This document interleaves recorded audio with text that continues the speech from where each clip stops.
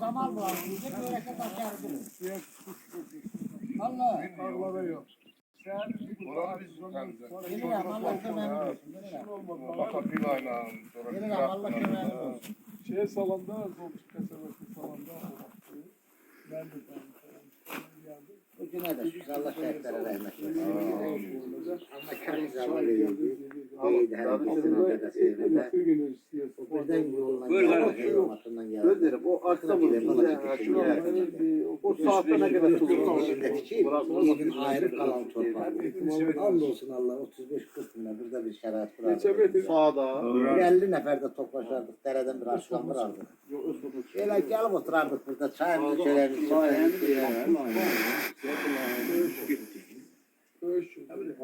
Aşağı çeker.